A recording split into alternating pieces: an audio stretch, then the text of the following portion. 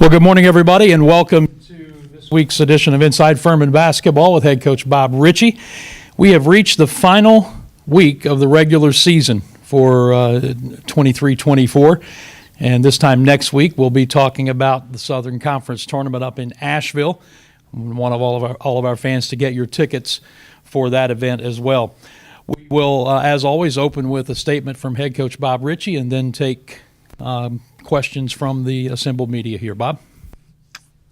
Well, appreciate everybody being here today. And I guess we've played, 4 games since the last time we met, and won 3 of them and had a chance to win that 4th one.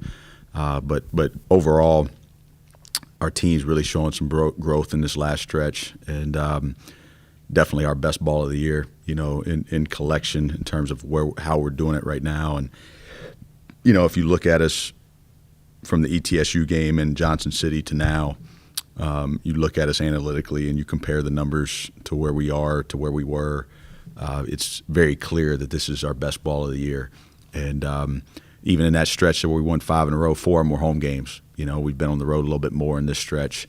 And, I think you look at Saturday's performance versus Wofford, and you look at the Chattanooga performance, even the Sanford performance, some really good games in there that we can see our offensive numbers trending up, which is a positive, with our defensive numbers still being pretty good. And we've been in the top 3 defensively most of conference play. I think right now we sit. Some analytical sites have us second, some of them have us first. And I think that's a positive. I think it's always been the case. If you want to compete for a championship in this league, you got to be good defensively. Offensively, we've started to trend a little bit upward, which is good. And when the ball has been moving more, our offensive numbers have grown. And when the ball has stuck, we haven't gotten quite the quality of look. We haven't gotten the movement. We haven't gotten the cutting that we need to really earn to be good offensively. And I think here lately, if you look at Saturday's performance, we shoot 40% from 3. Chattanooga, we shoot 40% from 3. Assists have gone up. Turnovers have gone down, and just the wildness, all of a sudden three-point shooting trends up, So it's been good to see. This is as proud of a group as I've been in 7 years of doing this at this point in the year, because of what they've overcome. And some is public and a lot of it's private. And this group has overcome more than probably 2 of my 3 teams added together in a stretch of a season. And to see them, to play the first 2 league games without high-scoring performers, to see us be in position that we're in, to clearly in a league that's got a lot of parity and could go a lot of different directions, to see them continuing to push to find how do we get to connection, how do we get to us, how do we find the best version of ourselves late in the year. I'm really proud of what they've overcome and how we've been able to get here. And, JP and Marcus have done a great job in terms of, the 2 players that carry a lot of the weight from a scoring standpoint. But we've had a lot of other guys step up. And, Garrett and the teammate and the energy that he's bringing, Ben Vanderwall, his insertion into the starting lineup, and the effort and the toughness and the winning plays that he's given us. PJ, just continues to get better and better. And Cooper Bowser keeps growing, right? Tyrese has had good impact on the games as well. And, getting Alex back Saturday was great. I thought he played really hard. I thought he played with great spirit. And then Carter continues to give us good stuff in that backup point guard position as well. So, teams coming together at the right time. And we got a lot left still to play for. We got these 2 games coming up ahead. And then we all go to Asheville where we'll all shake out. I'll start us off this week, Bob. You have held 4 of your last 5 opponents to less than 70 points, and even the Sanford loss, you held them to 13 below their season average and 23 below what they average at home. You referenced your defense a minute ago. What's been the difference in this last 2.5, 3 weeks? Well, the defense has been a little bit of a journey. The game is changing a little bit, as we know, and more space. Coaches are putting more shooters out there. Ball screen coverages are getting a little bit more interesting with guys setting ball screens to be able to shoot. And so the ability to put 2 on the ball has gotten a little bit harder. And, we've always done that historically. I mean, we've been a heavy hedge team, and really try to fill the lane up and really try to fly around. And we tried to adapt with the modern game, so to speak, a little bit. And we were playing some drop coverages, and we were doing some different things that would help us to quote unquote stay on shooters and keep the game a little bit more in a non-rotational state. And just to be honest with you, it just wasn't working. It just didn't quite fit us with some of our personnel. And what we were doing was we weren't turning people over, and then people were hitting an extremely high percentage of their shots around the basket, and they were getting a greater than average amount of shots at the basket. And when you take those three things, that's a recipe for disaster, right? Not turning people over and then letting them get to the basket and then convert a high percentage of the basket. And so really what we've had to do, going back to my roots a little bit, we've put two on the ball. We've gotten the guys more in the gaps, and we've been rotating a little bit more, and it's made us a little bit more aggressive. We had a much more aggressive game plan Saturday. We hedged their guards, and we blitzed the post, and same thing with Chattanooga. And it's the hardest ball screen coverage to execute. And when you put a lot of shooters out there, it can be really, really hard to execute it. But it's made us play with more aggression and more energy. And the floor's just been tighter. The floor's been tighter. We've loaded the ball better. We've gapped the ball better, and we've tried to make the rim less available. And we're now, I think we're number one in the league in 3-point percentage defense, which is a big piece of why our defense is statting out well. But if we can figure out this rim piece and continue to make that better, it's only going to allow us to potentially have the best defense in the league. Coach, as you go down the stretch, have you found continuity offensively in your starters and the guys that are coming off the bench? Yeah, I think so. I mean, it's right now at this point, it allows these guys to play with calmer minds when they just know at least what they're getting. And sometimes, from my experience in this era, if they know what they're getting and they know what to expect, even if it's not quite as much as they want, it still is better than it changing game to game. And I think to have a chance to win a championship, you got to get continuity. You got to eliminate the stress of like, hey, can my role change? And we had a pretty long team meeting last week, and just trying to help the team understand like roles aren't going to change at this point. At this point, it's all about role acceptance. And there's some situations that, for me as a coach, it's really easy to look at it and say, hey, who are our five best players, right? I think a lot of times the fans look at it like that. Hey, who are the 5 best players? Just get them out there, and then, hey, but it's not so much who are the best 5 players. It's what's the best 5 for us in terms of how we're moving the ball, how we're playing together, the spirit that's being injected onto the court, the values of the program that are being played with. And I think we felt like we had an energy issue. We felt like we looked like for a while there we didn't like each other. And I don't think that was necessarily true, but we just didn't really have a lot of emotion on the court. And this game needs to be played with emotion. I'm a firm believer in that. I think you don't want to be emotional, but you want to play with emotion and connection and personality, right? And just seeing guys making plays together, and they celebrate them together, and there's a joy of working with one another. And we felt like, coming off of the Mercer game, that we were a pretty energyless program out there. And Mercer obviously played well, and it was to take no credit away from them. Now they've beaten us, Sanford and Greensboro, in Macon. But a lot of it, like we just didn't feel when we're playing the game. It didn't appear that we had a synergy out there that really gives you an opportunity to be greater than the sum of your parts. And so coming off that game, from that point to now, that's been a big deal. Not so much focused on who are the best players, right? Like, who's going to give us the most connection and energy out there? And the two that have really helped it have been Garrett and Ben. And they play with a smile. They like big plays. They like energy. The celebrations.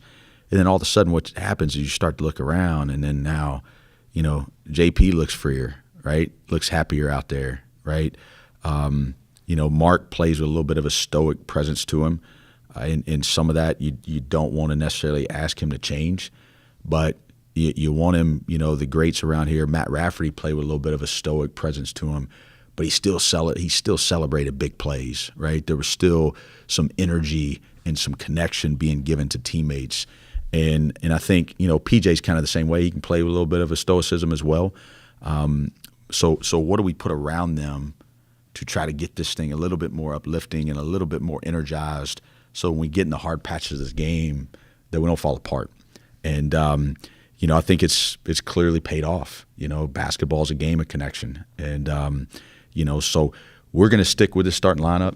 That's not going to change. This is going to be the starting lineup for the rest of the season, and we're also committed to getting Cooper Bowser those 10 minutes, give or take on different nights, just not because it's some kind of developmental deal. It's merited. Like we don't win at Citadel, we don't win at ETSU without him, and it gives us a rim protector. Going back to what I was talking about defensively, and then Tyrese and Alex and Carter, how do those minutes shake in terms of the needs during the game to be bigger, to be smaller, to get more guards out there, to get more shooters out there, to get more rebounding out there.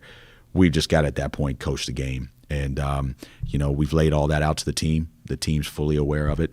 And as I tell them frequently, clear is kind. Like unclear is unkind. And if we can be clear with it, then at that point it's on them to buy into it and to go do what we have to do to get the best version of this group. And, I feel like we're at that point where we've got a little bit of a clarity on that. Coach, you take on Western Carolina on Wednesday. They're playing really well right now. I think they won their 20th game last time out, and in rather convincing fashion on the road. And I think Woolbright only had 11 points. So just talk about the challenges of facing a team that's really good defensively and has had some great atmospheres at home this year.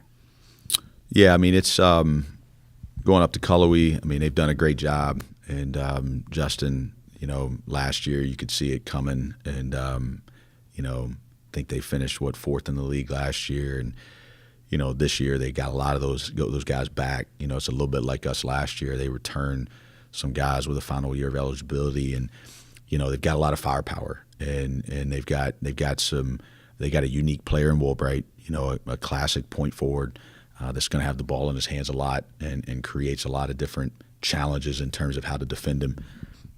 And then you've got a lot of shooting around it, with Jackson and Jones and other guys that they bring off. And, they obviously put their center Lampkin down at the rim and, just let him protect, which is given them really, really good defensive numbers. And so, the game here was a classic. Obviously JP hit the shot to give us that win. And, was a low-scoring affair on both sides, and both teams competed at a high level. Both teams played really, really hard, and we fortunately made one more play than they did to win the game. But it's going to be a heck of a challenge. We're going on the road, and this team's been better on the road. We had struggled on the road, and that was something that we've really had to do a better job of. But to go to Johnson City and get that win, that's hard to win up there, and then to have an opportunity to be the first team to win in Birmingham. Was, even though it didn't go our way, to be able to mentally put ourselves in position to go down 10 and fight back and to show some resiliency in a hard environment, I think is growth for this group. And we're going to need every bit of that on Wednesday. They've done a great job with their crowd. I hadn't been in there yet, but the lights on TV and all that stuff. You got a national TV game. I think this will be our fourth national TV game in the last 4 weeks or 5 weeks, something like that. At ETSU, Greensboro here, Chattanooga here, and now at Western Carolina. And so continuing to build our brand nationally, continue to expose the program on the TV audience and the university and the TV audience, I think is another great opportunity for our program and our institution. The two Wofford games were almost exactly a month apart. They were sort of opposite at Spartanburg. I thought Wofford seemed more motivated, got more loose balls all over the floor, blocking out the rebound. The same thing was true in reverse Saturday.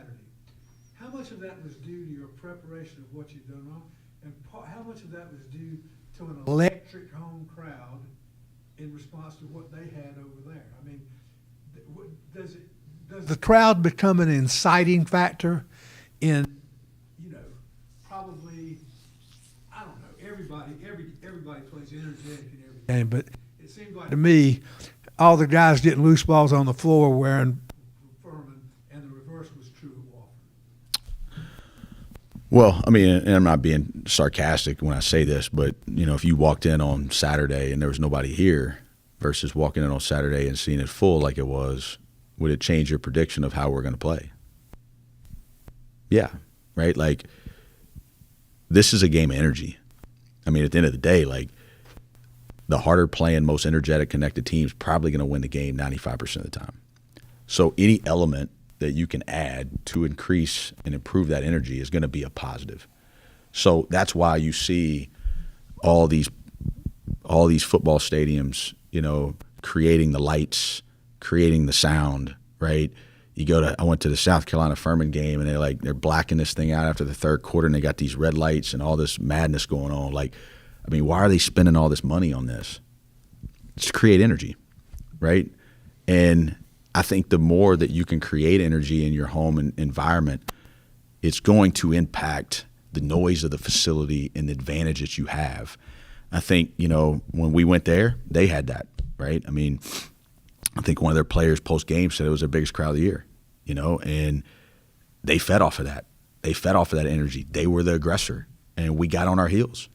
And, we come here on Saturday. I think it's our 6th or 7th game that's been close to capacity. And of course, I mean, just like the Chattanooga game, of course that stuff matters. And I think that it's why I spend some of the day before the Wofford game to go to the student center and to spend time with our students, right, to make myself visible and available, because we want energy in the building. And, I think that's something where if you get on ESPN, if you get on the ESPN app and you just start looking at leagues, I think there's a couple things that are really interesting right now. I do it sometimes before I go to bed, just looking at my friends and how their programs are doing. And you just pull up a league and you see two trends. You see, one, there's a lot of balance from the top to the middle, and even going towards the bottom. You see a lot of leagues separated by 2 or 3 games within about 8 teams. And that's as high as the Big 12. That's as low as, low major leagues. There's not this, wow, this team's got a 7-game lead on first place, and then the 8th place team has no chance to beat anybody, right? You're seeing a ton of parity. Well, then if you go on if you look over and they got the home record and the away record, you're seeing these huge gaps, right? You're seeing these huge differences of like, hey, 10-2 at home, 3-8 on the road. And you're seeing that with ranked teams in college basketball, right? You're seeing that all over the country. And I think there's a number of different factors that are feeding into that. But I think what it's also going to give you the ability to do, like, if you can win on the road in today's time, you're going to create even a bigger advantage for yourself. And so you've got to be able to identify how do you have to be able to play to go win games on the road, and that has to be a really, really big deal. And a lot of times it's how can you emotionally respond to environments? How can you emotionally respond when you're not maybe scoring like you want to score because they're playing a little bit more energized defense based on their home environment? Can you stay resilient? Same thing we had to do at Sanford. I mean, it was electric in there, and we got down and we weren't playing great, but we hung in there. And then we were able to make a run, and we were able to give ourselves a chance to win the game. And I think right now in college basketball, you go on the road, like you better bring it. And I think you can see that in every single level of college basketball right now. Bob, I want to go back to the defensive piece for just a moment. Previous 2 or 3 years, if you had a breakdown defensively, you had the best rim protector in the league who could come from the backside or whatever and clean up mistakes in Jalen Slauson. And we saw him do it time after time. With his presence gone,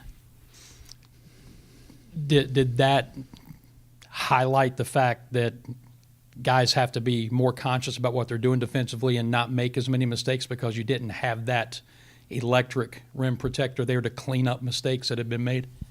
Yeah, I think that's fair. I mean, you take off regardless of just the rim protection. I mean, a documented defensive player of the year and then a documented player of the year in the league, You take him off the floor, and then, oh, by the way, you have another 3-time all-league guy that's playing in Europe right now, and you take him off the floor. Yeah, you're going to have some deficiencies that you have to improve in and that you have to get better from, and you're not really going to know those until you start playing the game. And, our hope going into the year, we knew that Slauson protected, and I don't know if protected is really the right word, coupled Garrett very well, right? And they had a really good synergy to them, and we could figure out which matchup we wanted to go with and how we wanted to scheme it up defensively. And our goal going into the year was Tyrese should be able to feel what Slauson was able to do from a defensive standpoint. High-level rebounder, right? Strong, physical athlete, has verticality at the rim. And then as we started navigating the year, we weren't shooting and we weren't scoring the ball well enough in some of these games. And so then we went towards Alex at the 4. Well, offense got better, and there for a little while, defense got better, especially in the games where we were able to switch people. And where we struggled with that lineup is when we couldn't switch people. Your Brown Jones, your McCrary's, that presented some challenges. And so now, we've kind of not necessarily reverted back to where we started, but we did start that lineup in Johnson City with Tyrese and Garrett playing together. And we've realized that, hey, we've got to be in position to see what the game gives us and see what the opponent gives us, and we've got to be able to go back and forth if we need to. The 4 probably is probably the biggest variable positionally in this league in terms of what you're going to see on a given night. And you might see a big guard. You might see a traditional 4. You might see a guy that can be a 5'4" or a 4'5", and you've got to be able to go back and forth of how you're going to defend and then also still be able to score the ball. And so has it been a learning curve? Absolutely. But is it also why we've committed those 10 minutes to Cooper? Some people think I'm doing that just because he's 6'11" and I think he's going to be really good one day. That's nonsense. I don't just put guys out there for next year. That's not – I've never done that. Jalen Slauson didn't play a ton his freshman year. I knew Jalen Slauson was going to be really good. But, I didn't just parade him out there just for the sake that I hope he's happy. We're going to put guys out there to try to go win the game. And this idea that, well, Cooper's playing because it's some long-term investment, we're not winning at ETSU without Cooper Bowser. We put him in the game and we said, hey, don't leave the paint, protect the rim. Well, then they quit making all those layups. And then now we're able to get the ball in transition. And now we got him on the rim and we got him around 3 or 4 shooters. It's hard to guard, right? Citadel, same thing. We don't win the game at Citadel without Cooper Bowser. And part of that has been because we haven't had the rim protection that we had when we had Slaw, and he gives you an element of that. And so can we get him 10 minutes? Can we get him 15 minutes some nights? I think those are the things where we've had to kind of adapt, and just knowing that the game's going to present different things, even in different flows and fluctuations of the game itself, and we've got to have a plan for all sides. Coach, tough loss at Sanford, Princeton, Tulane. How difficult has it been to then turn the page after a tough loss and get ready for the next one? Yeah, I'm glad you asked that, Tom. I don't have social media, and I don't look at message boards and all that stuff. We want to have an energized fan base, and we want to have people that care. If you don't, then you probably don't have a lot of people following you and they're excited about your program. But one of the things I have kind of heard a little bit of rumblings on is this team doesn't close. This team needs to figure out how to finish, which is complete nonsense. And the reality of this is this team's been in a bunch of close games, okay? I think we closed the Western game here. I think we closed the game at Citadel down 18. I think we closed the game in Johnson City down 11 with 7:15 to go. And this idea that this team, no team's going to close every game, right? They're going to show the documentary tonight. And I think they're probably going to talk about the Penn State game that we lost by 3. We didn't close that game, or when Mike Bothwell missed the shot to send the High Point game in overtime, 84-81. Wow, man, that team can't close. That's college basketball. You're going to win some, you're going to lose some. This team has been in a bunch of close games, and we've won our share and we've lost our share. it typically regresses to the mean. This team, I felt like for a stretch there in December, I've never been a part of an unluckier team. It just felt that way with the injuries and with, the results of some games and things not going our way. But you know what? We've had our share of the ball bouncing our way here in the last 2 months. And it hadn't always bounced our way. I think, I wish Campbell would have missed that 3 the other night and we'd have gotten the rebound and they would have had to foul us, or we would have communicated the switch correctly. That'd been great. But I do know this about this group. This group was 6-9 at one point. And there was a lot of people that wrote this group off. And this group has won 10 of 14 since that point. And they've put themselves in position that everybody in the league, nobody in this league knows who's going to win this tournament, but everybody in this league knows we'll have a shot. And at the end of the day, that's where you've got to be at the end of the year. And this team had every reason to pack this thing up early. And if we'd have listened to the noise and all the bantering, guess what we would have done? We would have done that. But we've had guys emerge. We've had guys grow. And growth is not always easy. And growth comes a lot of times in hard situations. This team has not quit. And, man, you go through that Princeton swing and you go through one of your leading scorers getting hurt, and then you go to Tulane and you go through that, and then you come here and you lose to a D2. There's a lot of programs in the country that they would have walked in the league and they would have had no shot. And that's when I say, like, this is the most proud I've been of a team in 7 teams. It's because this team's had to overcome more. And that team last year had to overcome some things as well.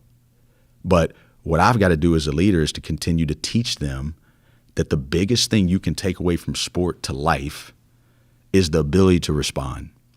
And the biggest thing that you can take from sport to life is you're not always going to control what happens to you. But you're always going to control that response. And I think when this team gets back from Birmingham on Wednesday, how many people got to the arena on Saturday and thought, hey, is there going to be a letdown? Is there going to be a lull? How are they going to respond to this? Well, it looked like a team that knew how to respond. And if that's the mechanism that they've grown from, then, hey, you know what? This team has nobody that has no eligibility left after this year, right? And so now all of a sudden, this group stays together and they take everything that they've learned from, then, hey, we don't know how this story is going to be written, but also what are they going to propel themselves to in the future, right? Like those are the unknowns. And what you have to keep doing is you have to keep responding and you have to keep growing.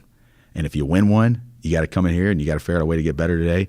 If you lose one, you got to come in here and you got to figure out how to get better today. And I think this group has kept that mentality. Fast forward a little bit to Asheville. That's played obviously on a neutral court. Would you say your team is more confident because of the experiences, the hard you talked about they've been through this year? Yeah, John, that's a fair question. Probably one I haven't given a ton of thought to.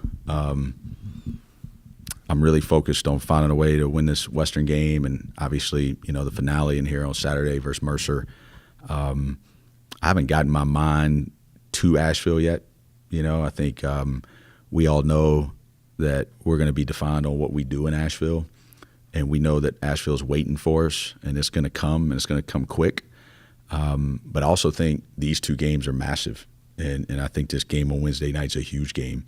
And once we get to Saturday and it's 4:30 and we've closed this regular season out, and I'm talking to you guys about the Mercer game, I think I'll be a little bit more prepared to answer a question like that.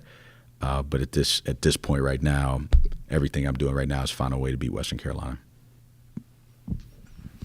In spite of your opinion on that, I know that the president of the NCAA has floated positively expanding the tournament from 68 to 96. Obviously that has a bearing on this level. I just wondered what your thoughts were on that. Monty, my opinion is not going to matter on that. You know what I mean? Like, I think the NCAA tournament is something that, my dad was a doctor. If you didn't have a fever, you're going to school. There's no questions asked. He loved college basketball too. And somehow or another, I used to be able to talk him in to let me stay home on Thursday. But if I came downstairs and told him my stomach hurt, I was probably going to school. And there's a sacredness to that NCAA tournament. There's a uniqueness in college athletics with that NCAA tournament. It bonds every level of Division I college basketball. It connects every fan of sport in the country. And everybody kind of just stops on those Thursday and Fridays and maybe doesn't watch a college basketball game all year, and they're filling out a bracket. I think it's a very fragile thing, you know. And listen, I was a business major, double majored in accounting. I know how money works, and I know how revenue works, and I know there's a lot of money in it. And there's a tendency when there is a lot of money in it to figure out how to get more money in it. And when you can put more high majors in it, and you can get more people there, and you can get more travel, and you can get more, and you can, hey, I get it. The TV contracts probably go up. I don't think it's going to be a situation where they add teams and they say, okay, now we're going to take a second one from the SoCon. I don't think that's going to happen. You know, I think it's going to be, how do we get more high major teams in this? And, you know, if that's what they choose to do, then, hey, you know, just like the college football playoff expansion, you know, I don't think it's an expansion because they decided they're going to make less money, right? I think it's probably a situation where they figured out they're going to make a lot more money. And if they figure out there's a way to make more money, then probably in time they'll add a few teams to it. And it used to be 64, right? And it went to 68, and we it's kept its sacredness. You know, the tournament hadn't been changed a whole lot. I do think it will change drastically if the mid-majors get pulled out.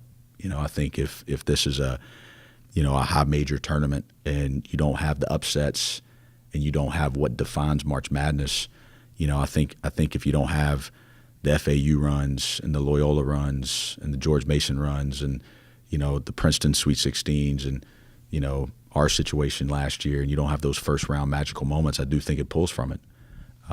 But those decisions will be made well above my pay grade, and we'll just take it as it is, and we'll show up and play where they tell us to go play.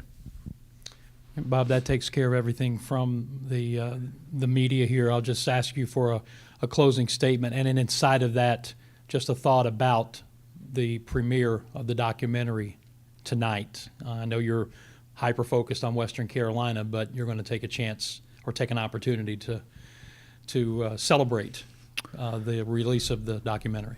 Yeah, we've got the premiere going tonight downtown, you know, at the Peace Center, and you know, I've had the opportunity to watch the episodes already that will be shown tonight because I'm not sure I'm going to be able to be there the whole time tonight, but I'm going to be there as long as I can. But I wanted to get a view of them beforehand, and you know, they're emotional. I'll tell you that. I mean, just you know, episode 1 of us losing in that championship game, and having to relive that. You know, I think I don't know how many people I don't know if I've said this publicly or not, but I refuse to watch the game. I still haven't to this day.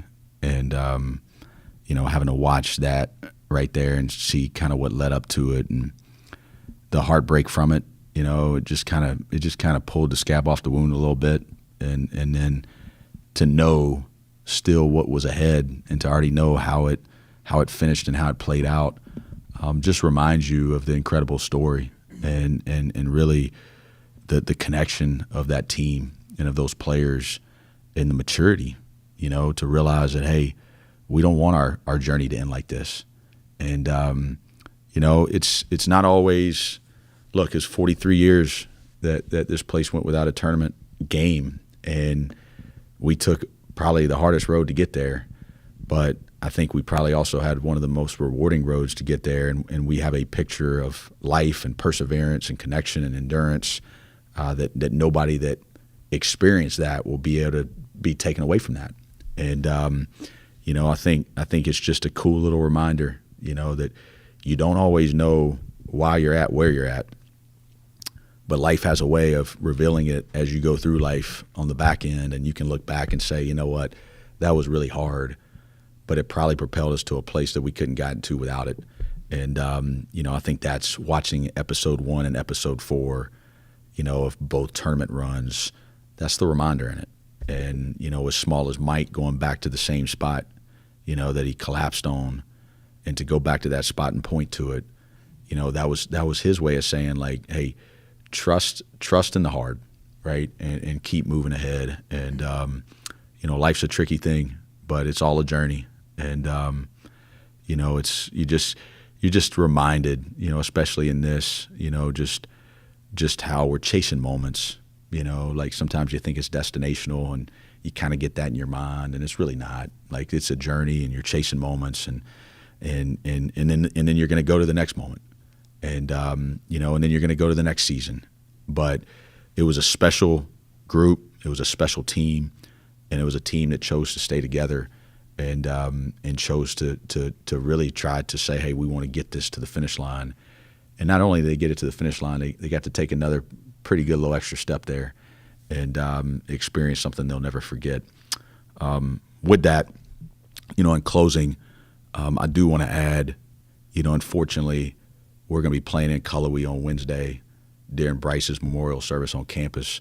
And with us not being able to be there, I do hope that the Furman community and all of our students and all of our teams will go out, and I know they will, go support Bryce. And I hate we're going to miss that. I hate we're not going to be here. But I do want everybody to know we'll be there in spirit. We'll be there in thought. We continue to pray for their family, the football team. I've talked to a few football players, and something that still weighs on our hearts. And, I hope their family's doing well. And I just want them to know that we're continuing to pray for them and support them and keep them in our thoughts and prayers. All right, Coach, very well said. With that, I'll just remind you that final 2 games of the regular season this week, 7 o'clock national television Wednesday at Western Carolina, radio pregame 6:30, and then the final regular season game in this building in its current configuration. And every fan who comes here on Saturday against Mercer will get a commemorative ticket before this thing is gutted and reopened in 2025. So that's at 2 o'clock in the afternoon matchup with a radio pregame at 1:30, and of course available on ESPN+. That will take care of everything for this week's edition of Inside Furman Basketball. For head coach Bob Ritchie and all of us at Furman, I'm Dan Scott saying God bless you, and so long, everybody.